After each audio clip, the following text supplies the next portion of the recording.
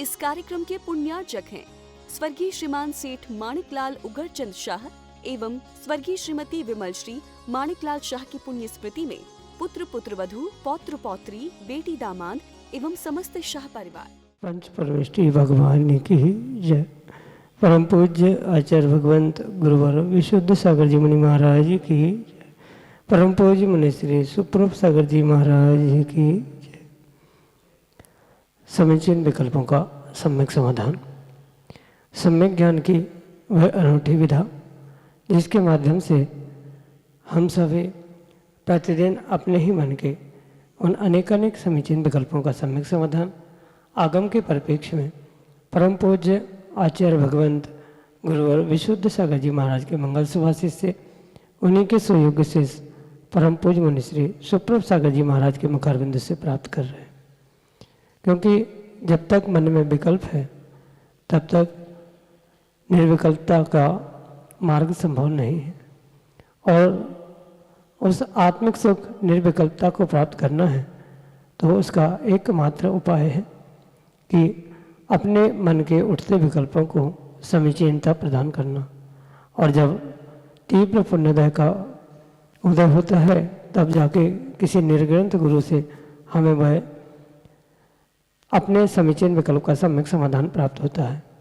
ऐसी आत्मकल्याण की वह अनूठी विधा समीचीन विकल्पों का सम्यक समाधान प्रारंभ करते हैं। और आज के पहले विकल्प के लिए सागर मध्य प्रदेश से श्रीमती उषा जैन महाराज श्री के चरणों में बारंबार नमोस्तु निवेदित करते हुए अपना समीचीन विकल्प रख रहे हैं कि महाराज जी, सुखी जीवन जीने का सबसे महत्वपूर्ण सूत्र क्या है? हमारे समीचीन विकल्प का सम्यक समाधान करने की अनुकंपा करें। नमोस्तु महाराज जी, नमोस्तु। ओम नमः सिद्धम। परम पूज्य आचार्य भगवान गुरुवर विशुद्ध सागर जी महाराज की, परम पूज्य मुनि श्री सुप्रभ सागर जी महाराज की जय। जीवन को सुखी बनाने के अनेक मायने हो सकते हैं, अनेक परिमाण हो सकते, क्योंकि सबके सुख की कल्पना, सबकी सफलता की कल्पना ये पूर्ण रूप से सब्जेक्टिव होती है या व्यक्तिगत रूप से हुआ करती।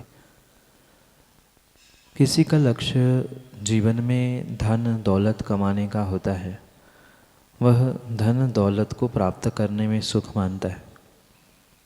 किसी के पास बहुत सारी धन दौलत है, वह उसके निमित्त से अपने इंद्रिय सुखों को प्राप्त करने की अभिलाषा लक्ष्य रखता है, वह कथनचित उसके लिए सुख हुआ करता है।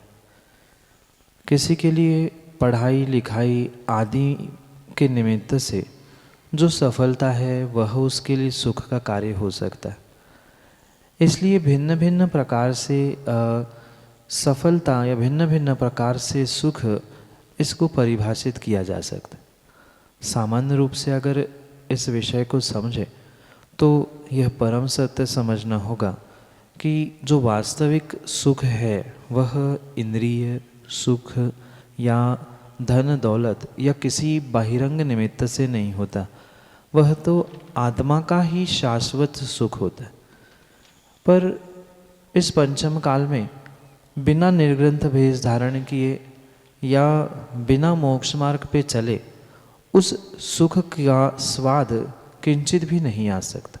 हाँ, पूर्ण रूप से जो अतीन्द्रिय सुख है वह तो उस तीर्थंकर या अरिहंत सिद्ध भगवंतों को ही प्रकट हो सकता है, पर कथनचित उपचार से जो छठवें सातवें गुणस्थान वर्ती निर्ग्रंथ मुनिराज होते हैं वही वास्तविक सुख को प्राप्त करते।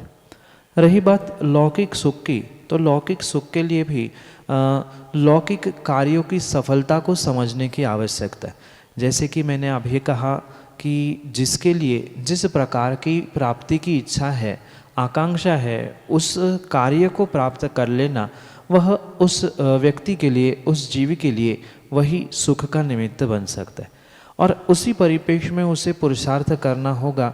माना कि किसी को पढ़ाई लिखाई धन दौलत या इंद्रिय विषयों के निमित्त से कुछ इच्छाएं हैं, आकांक्षाएं हैं, तो वहाँ पर उसको उसी की प्राप्ति में सुख मानते हुए उसे लौकिक सुख की इच्छा को पूर्ण करने की आवश्यकता है। इसलिए ये अवश्य समझे कि सुख क्या, कैसा, कब और कैसे हो सकता है, ये व्यक्तिगत रूप से अपने आप से ही तय किया जा सकता है। पूर्ण रूप से ये नहीं कहा जा सकता कि जो सुख किसी एक व्यक्ति के लिए है वैसा ही सुख दूसरे व्यक्ति के लिए भी समान रूप से हो। सबका अपना अपना सुख और सुखी जीवन की परिभाषाएं भिन्न है, पर सामान्य रूप से अगर समझे तो घर में, समाज में एक ईमानदारी का जीवन जी लेना, 2 समय के सुख शांति से रोटी भोजन प्राप्त होता रहना, निराकुल हो लेना, यही एक सुख का साधन हो सकता है। चाहे इंद्रिय सुख हो, चाहे लौकिक सुख हो, चाहे पारलौकिक सुख हो, सबकी सुख की परिभाषा करते हुए आचार्य भगवंत ने कहा है कि निराकुलत्वम एवं सौख्यम, यानी निराकुलता ही वास्तविक सुख है और उस निराकुलता को प्राप्त करने वाला ही सुखी हो सकता है। चाहे धन दौलत के विषय में निराकुलता हो, चाहे विषय भोगों के प्रति निराकुलता हो, चाहे पारलौकिक आध्यात्मिक दृष्टि से ही निराकुलता हो, जहाँ निराकुलता है वही सुखी जीवन का कार्य प्रारंभ हो सकता है। और संसार में भी लौकिक में भी अगर सुखी जीवन माने तो सुख पावे संतोषी प्राणी, ये भी जो कहा गया है वहाँ उस निराकुलता को ही ग्रहण करते हुए जहाँ आकुलता रहित संतोष है कि जितना मिला, जितना प्राप्त है वही पर्याप्त है, इतना मानकर जो जीव जीता है कहीं न कहीं वही अपने जीवन में सुख को प्राप्त करता है और वही सुखी होता है। यही आपके लिए सम्यक समाधान। नयन जैन, इंदौर, मध्य प्रदेश से अगले समीचीन विकल्प के लिए हमारे सामने। मुनीषी नमोस्तु एवं मैं समस्त आहार्य गुरुकुल की ओर से नमोस्तु। मुनीषी, मेरा प्रश्न यह है कि पंचम काल में अवधि ज्ञान तो होना नामुमकिन है, लेकिन कल्कि और उपकल्कि राजाओं के समय में किसी एक मुनिराज को अवधि ज्ञान होता है, क्यों? हाँ, ये परम सत्य है कि पंचम काल में अवधि ज्ञान, मनःपर्यय ज्ञान और केवल ज्ञान का निषेध है। पर इन सिद्धांतों को कुछ अपवाद भी आचार्य भगवंतों ने प्रदान किए। जैसे कल्कि उपकल्कि राजा के समय में जो एक मुनिराज को अवधि ज्ञान आदि होता है, यह जो कथन है ये भी परम सत्य। दोनों में हमें बहुत अच्छे से बैलेंस बनाते हुए तत्व का, आगम का और सिद्धांत का निर्णय करने की आवश्यकता है। दोनों बातें बिल्कुल सत्य है। पंचम काल में अवधि मनःपर्यय केवल ज्ञान नहीं होता और कल्कि उपकल्कि राजा के समय में कोई एक मुनिराज अवधि ज्ञानी होते हैं, ये भी परम सत्य। दोनों को हमें इस प्रकार से समझना होगा कि अगर उनके काल में अवधि ज्ञानी मुनिराज नहीं होते तो कौन बताता कि कल्कि कौन है, उपकल्कि कौन है। इसलिए कथनचित वहाँ वह सामान्य कथन और विशेष कथन की अपेक्षा से हमें आगम की इस व्यवस्था को समझने की आवश्यकता है। जैसे कई सारे स्थानों में भी सामान्य रूप से एक नियम बनाया जाता है, पर उस सामान्य नियम के साथ साथ कहीं न कहीं एक विशेष कंडीशन भी रखी जाती है कि ऐसा ऐसा ही होता है, पर ऐसा नहीं है तो कथनचित कदाचित ऐसा भी होता है। बिल्कुल यहाँ भी आगम के सिद्धांत को भी ऐसा ही समझना। सामान्य रूप से कभी भी पंचम काल में अवधि ज्ञानी मनःपर्यय ज्ञानी होते ही नहीं है, पर क्वचित कदाचित जब 500,000 वर्ष बाद कल्कि उपकल्कि आदि का समय आता है, उस समय पर एक अवधि ज्ञानी मुनिराज होते ही है जो श्रावकों को, समाज को बताने वाले होते हैं पूछने पर कि कौन कल्कि है, कौन उपकल्कि है आदि। इन बातों को समझने के लिए ही ये व्यवस्थाएं बनाई गई है। इसलिए दोनों का बैलेंस बनाते हुए हमें यही आगम का अनेकांत से निर्णय करने की आवश्यकता है। सिद्धांत दोनों भी सही है, मात्र हमें दोनों का इस प्रकार से बैलेंस बनाना होगा कि कल्कि उपकल्कि को समय को छोड़कर अन्य समय में अवधि मनःपर्यय ज्ञानी आदि मुनिराज नहीं होते, मात्र उनके ही काल में होते हैं। ये सामान्य कथन और विशेष कथन की अपेक्षा से बदलाव समझने की आवश्यकता है, क्योंकि सामान्य कथन संगठन में सभी को समाविष्ट करने के लिए एक सामान्य सिद्धांत कहा जाता है, पर कुछ विशेष कंडीशन या कुछ विशेष कार्य होने पर क्या हो सकता है, क्या होना चाहिए आदि को समझाते हुए ही वहाँ आचार्य भगवंतों ने विशेष कथन करते हुए कल्कि उपकल्कि की व्यवस्था बताते हुए ये कारण बताया गया है कि मात्र उनके ही समय में अवधि पर्य आदि ज्ञानी मुनिराज हुआ करते हैं, अन्य काल में पंचम काल के समय में कोई अवधि ज्ञानी नहीं होते। यही आपके लिए सम्यक समाधान। आहार जी सिद्ध क्षेत्र से सिद्धांत जैन शास्त्री अगले समीचीन विकल्प के लिए। नमोस्तु महाराज श्री, मेरी जिज्ञासा यह है कि रात्रि काल में घंटा क्यों नहीं बजाते हैं और संगीत बजाने की आज्ञा है। रात्रि काल में संगीत बहुत जोर तोर से बजता है, लेकिन घंटा बजाने का निषेध क्यों किया गया है? मेरे समीचीन विकल्प का सम्यक समाधान करने की कृपा करें मुनिश्री। नमोस्तु नमोस्तु नमोस्तु। शास्त्री जी, बहुत सारा विषय वर्तमान में परंपरा से और विवेक से समझने की आवश्यकता है। जो वर्तमान में पूजा पाठ मंदिर आदि के निमित्त से जो भी क्रियाएं देखने में आ रही है, वहाँ तथाकथित वर्तमान के जीवों का कुछ हठाग्रह, उनका व्यक्तिगत अभिप्राय, इनके निमित्त से ही ये वास्तविक बदलाव देखने में आ रहा है। ऐसा आगम ग्रंथों में कहीं भी प्रमाण प्राप्त नहीं होता कि जहाँ ये लिखा है कि मंदिर की घंटा इतने बजे से इतने बजे तक ही बजानी चाहिए, मंदिर में भगवान का अभिषेक इतने बजे से इतने बजे तक ही करना चाहिए, इस वेदी पर इसके बाद द्रव्य नहीं चढ़ेगी, आदि आदि जितनी भी व्यवस्था है ये मात्र तात्कालिक व्यवस्था है, ये कोई त्रैकालिक व्यवस्थाएं नहीं। जैसे कि आप देखते हैं और कई स्थानों पे शायद आपने कराया भी होगा कि रात्रि में बहुत अच्छा ताल मृदंग या म्यूजिशियन आदि के माध्यम से संगीत गीत नृत्य आदि मंदिर में विधानों में भगवान के सामने आदि होते हुए देखने में आते हैं, पर वही मंदिर में घंटा आदि बजाने के लिए निषेध किया जाता है। ये कहीं ना कहीं ना समझ लोगों ने ही प्रारंभ की हुई व्यवस्था है, क्योंकि अगर वाद्य वृंद बजते हैं तो वहाँ कोई दिन रात का भेद नहीं होता। शायद अगर किसी विशेष स्थान पर मंदिरों में जाकर आपने देखा होगा, सुना होगा कि रात के समय में जो बहुत सारे देव आते हैं और बहुत सारा संगीत वाद्य वृंदों के साथ साथ वे भगवान की आराधना करते। जब उनको देवों को करने में दोष नहीं है तो श्रावकों को ये घंटा बजाना, ताली बजाना आदि का निषेध करना, ये कहीं न कहीं एकांत पक्ष से ग्रसित जीवों का ही कार्य है।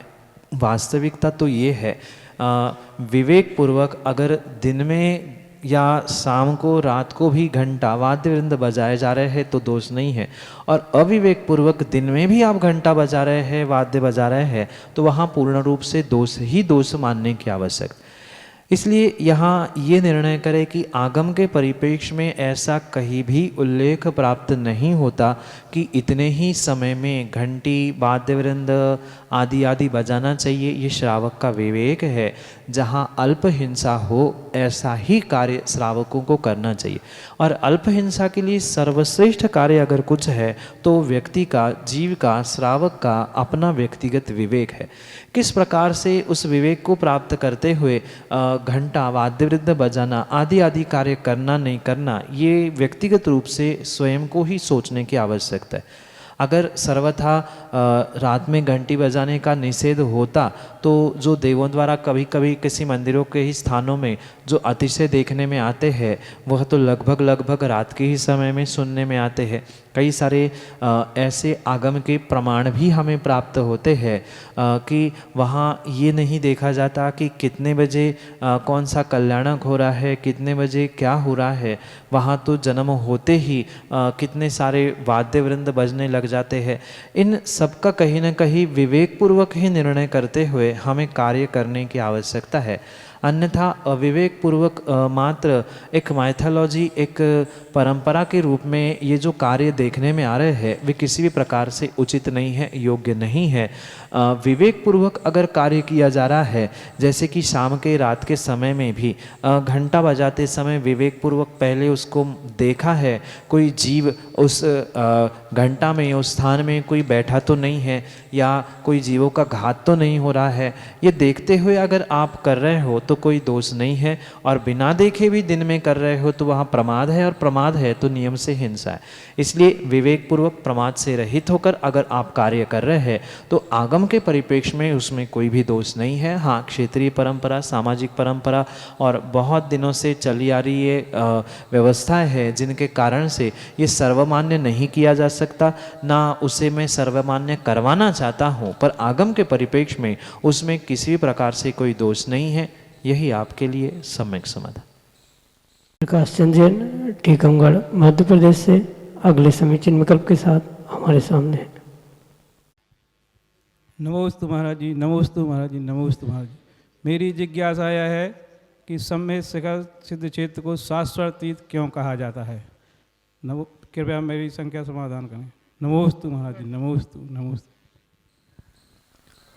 सिद्ध क्षेत्र जो सम्यक शिखर है वह आगम के प्रमाण से शाश्वत सिद्ध क्षेत्र या शाश्वत निर्वाण भूमि के नाम से प्रसिद्ध है। सम्यक शिखर महात्मा इस ग्रंथ में ही नहीं अपितु अनेकानेक ग्रंथों के प्रमाण से, आचार्य भगवंतों के वाक्य प्रमाण से ये निर्णित करने की आवश्यकता है कि सम्यक शिखर एक ऐसा स्थान है जहाँ पर पूर्ण रूप से प्रत्येक काल की 24 तीर्थंकर भगवान, जिसे 24 ही कहा जाता है, वह उन्हीं स्थानों से ही निर्वाण को प्राप्त होती है। कहने का तात्पर्य ये है कि ये करणानि योग नहीं अपितु आगम का ही सिद्धांत है कि जितने भी तीर्थंकर भगवंतों का जन्म होता है वह नियम से अयोध्या में ही होता है, और निर्वाण में जब भी होता है वह नियम से सिद्ध क्षेत्र शिखर जी सम्यक शिखर पर होता है। मात्र ये हुंडावसर्पणी पंचम काल का या हुंडावसर्पणी काल का ही प्रभाव था, जिसके निमित्त से कुछ तीर्थंकर भगवंतों का जन्म अन्यत्र हुआ और निर्वाण क्षेत्र भी कुछ अन्यत्र हुआ। इसलिए ये जो नियत स्थान है जन्म का और निर्वाण का, इस भरत क्षेत्र के 24 तीर्थंकरों की अपेक्षा से काल कोई क्यों ना हो, इस निमित्त से ही उस सम्यक शिखर जी को शाश्वत तीर्थराज कहा जाता है। ऐसा भी आगम में प्रमाण प्राप्त होता है कि जब कालांतर में जब भौगोलिक स्थितियाँ भी बदलेगी, काल प्रलय का आएगा, प्रलय काल के समय में जब धर्म क्षेत्र, धर्म स्थान आदि का नाश होने का उल्लेख प्राप्त होता है, वहाँ भी ये समझना कि ये ऐसा स्थान रहेगा जहाँ शाश्वत एक साथिया का चिन्ह बना मिलेगा, भले ही वहाँ पर पर्वत पहाड़ नहीं मिलेंगे। पुनः जैसे ही काल का परिवर्तन होगा, पुनः उसी स्थान पर वह उत्तुंग पर्वत पहाड़ खड़ा मिलेगा, जहाँ पर पुनः उस काल के 24 तीर्थंकर भगवान क्रमशः पहुँचेंगे अपने अपने टोंकों पर, अपने अपने स्थानों पर। वह कहीं न कहीं योग निरोध करते हुए अपने उस मोक्ष तत्व को प्राप्त करने का पुरुषार्थ करते हुए निर्वाण को प्राप्त करेंगे। इसलिए ये नियोगभूत है कि जितने भी तीर्थंकर होते हैं वह नियम से उन्हीं स्थानों से यानी सम्यक शिखर से ही निर्वाण को जाते हैं। मात्र हुंडावसर्पणी काल का ही प्रभाव है कि कुछ तीर्थंकर भगवान अन्य क्षेत्रों से निर्वाण को प्राप्त हुए। ये सब कुछ आगम में सिद्धांत रूप हमें प्रदान किया गया है। इसलिए आगम के परिप्रेक्ष्य में ये परम सत्य समझे कि ये 24 तीर्थंकर की शाश्वत निर्वाण भूमि है। अन्यत्र कहीं भी तीर्थंकर भगवान निर्वाण को प्राप्त होते ही नहीं है हुंडावसर्पणी काल का अपवाद छोड़ते हुए। इसलिए इस भूमि को शाश्वत तीर्थराज सम्यक शिखर के रूप में स्वीकार किया गया है। काल के प्रलय आने पर भी वह पर्वत भले ही नष्ट हो जाए पर वहाँ शाश्वत साथिया का चिन्ह बना रहता है। पुनः काल परिवर्तन में वही पुनः अगले 24 तीर्थंकर भगवान निर्वाण को प्राप्त होते हैं। इसी अपेक्षा से उस सिद्ध क्षेत्र सम्यक शिखर जी को शाश्वत निर्वाण भूमि के रूप में भी स्वीकार किया जाता है। यही आपके लिए सम्यक समाधान।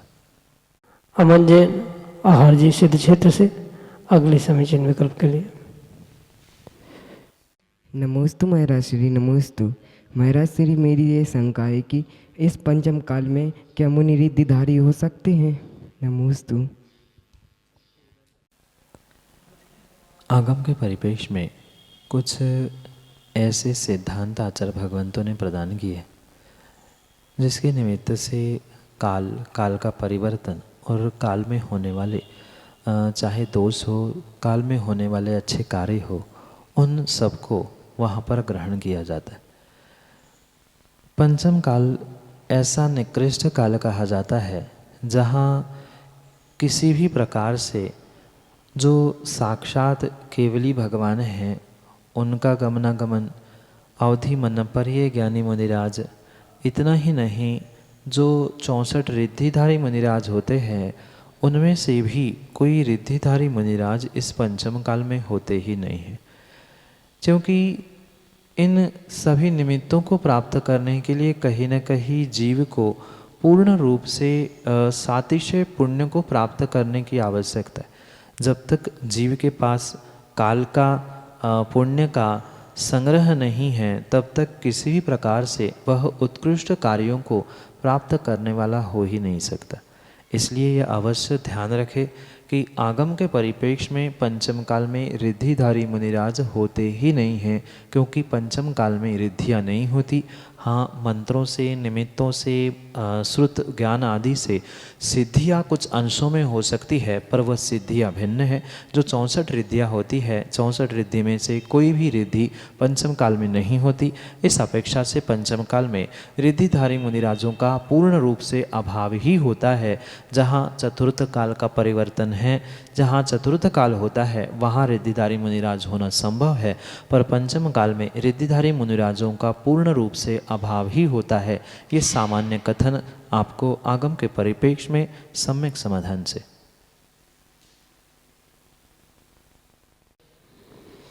आदित्य जैन विदिशा मध्य प्रदेश से अगले समीचीन विकल्प के लिए। हे गुरुवर नमोस्तु। ये कई बार देखने को आता है और अनुभव भी किया है कि शिष्यों को अपने गुरु से काफ़ी प्रीति, शुभ उपयोग, प्रशस्त राग हो जाता है। क्या गुरु को भी अपने शिष्यों से राग या प्रशस्त राग होता है? यही मेरा शंका है, कृपया समाधान करें। नमोस्तु गुरुवर। शिष्यों के प्रति गुरु का प्रशस्त राग होना ये क्वचित कदाचित संभव हो सकता है, पर उस प्रशस्त राग को किसी भी प्रकार से उस अन्य प्रकार से या लगाव के रूप में ग्रहण ना किया जाए। अगर गुरु में शिष्यों के प्रति प्रशस्त राग नहीं है तो कभी भी गुरु अपने शिष्यों को अनुशासन में नहीं रख सकता। उनको समय समय पर समझाना, आवश्यकता पड़ने पर डांट देना, ये कार्य करना, ये कार्य नहीं करना आदि का जो बोध कराने का कार्य होता है, वह कहीं न कहीं जो शिष्य के प्रति कथनचित प्रशस्त अनुराग हुआ करता है, वो ही गुरु का प्रशस्त अनुराग शिष्य के जीवन को बदलने के लिए कहीं न कहीं उत्कृष्ट साधन बनता है। इसलिए ये सर्वथा नहीं कहा जा सकता कि हर समय ही शिष्य के प्रति गुरु को लगाव लगा रहता है या शिष्य को ही देखते रहते हैं। अगर सर्वथा शिष्य के प्रति ही अनुराग है या शिष्य को ही समझाते रहेंगे तो स्वयं की साधना कब करेंगे, स्वयं का ध्यान, स्वयं का अध्ययन, स्वयं का कल्याण कब करेंगे। कहीं न कहीं इन सभी निमित्तों को समझाते हुए, समझते हुए अपना भी कल्याण करना, ये उनको बहुत अच्छे से बोध होने के कारण से ही इनको गुरु का स्थान दिया जाता है। इसलिए ये अवश्य समझे, जो स्वयं और दूसरे व्यक्ति का यानी शिष्यों का भी ध्यान रखते हुए कार्य करते हैं, वास्तव में वही पूर्ण रूप से गुरु पद को प्राप्त करने की योग्यता रखते। इसलिए ये अवश्य समझे कि जो गुरु का शुभोपयोग भी हुआ करता है, वह शुभोपयोग कथनचित जैसे देवशास्त्र गुरु, उनके गुरु के प्रति उनको लगाव हो जाना या उनके प्रति प्रशस्त राग हो जाना, देवशास्त्र इनके प्रति जो प्रशस्त राग है वह कथनचित प्रशस्त राग शिष्य के अच्छे जीवन के लिए, उससे अच्छे कार्य के लिए अवश्य ही हो सकता है, पर सदैव ही प्रशस्त राग बना रहे जरूरी नहीं है। कभी कभी जब वह समझाते हैं, डांटते हैं, उसके अच्छे जीवन के लिए पुरुषार्थ करते हैं, उतने समय तक ये अवश्य समझे कि गुरु का शिष्यों के प्रति कथनचित कुछ अल्प समय के लिए ही सही, कुछ क्षणों के लिए ही सही, कुछ मिनटों के लिए ही सही, कहीं ना कहीं प्रशस्त राग हुआ ही करता है। तभी एक गुरु अपने शिष्य को उसके बेहतर जीवन के लिए, अच्छे जीवन के लिए समय समय पे बोध करता है कि ऐसा करना चाहिए, ऐसा नहीं करना चाहिए। अगर कोई समझाने वाला नहीं है तो कहीं ना कहीं ये अवश्य समझे कि हमारा या गुरु का हमारे प्रति वैसा प्रशस्त राग नहीं है, इस कारण से समय पे हमें शिक्षाएं नहीं मिलती। शिक्षा देना ही गुरु का काम है, चाहे दंड रूप हो, चाहे समझाने रूप हो। वह समझा रहे हैं, उस समय पर प्रशस्त राग है, पर उसका भी आगे वाले समय में गुरु कहीं ना कहीं प्रायश्चित लेकर अपने में उपस्थापित होता है। यही आपके लिए सम्यक समाधान है। जयजन बंधुओं, हम सभी लाभ ले रहे थे लोकप्रिय कार्यक्रम सम्यक समाधान का। प्रतिदिन की भांति यह कार्यक्रम 5:13 पे यूट्यूब चैनल सुप्रभ उवाच के माध्यम से प्रसारित होता है।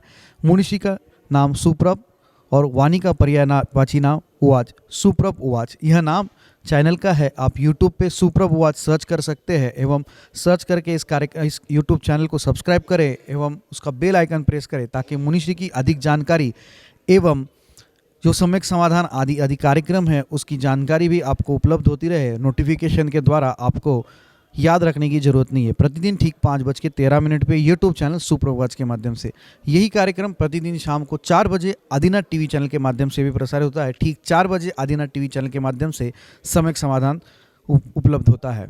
आप सभी लोग घर बैठे सुक्ति मुक्तावली इस ग्रंथ का स्वाध्याय करते हुए मुनिषी के वाणी का लाभ ले सकते हैं। प्रतिदिन 2:30 पे 2:30 बजे मुनिषी के प्रवचन आदिनाथ टीवी चैनल के माध्यम से भी प्रसारित होते हैं। आप सभी लोग दोपहर को 2:30 पे आदिनाथ टीवी चैनल के माध्यम से भी मुनिषी के प्रवचन का लाभ ले सकते हैं। आज के लिए इतना ही। मुनिषी के चरणों में कोटिशा नमोस्तु करते हुए आज के इस लोकप्रिय कार्यक्रम को यहीं पे विराम देते हैं। नमोस्तु नमोस्तु नमोस्तु। इस कार्यक्रम के पुण्यार्जक थे स्वर्गीय श्रीमान सेठ माणिकलाल उगरचंद शाह एवं स्वर्गीय श्रीमती विमलश्री माणिकलाल शाह की पुण्य स्मृति में पुत्र पुत्रवधू, पौत्र पौत्री, बेटी दामाद एवं समस्त शाह परिवार।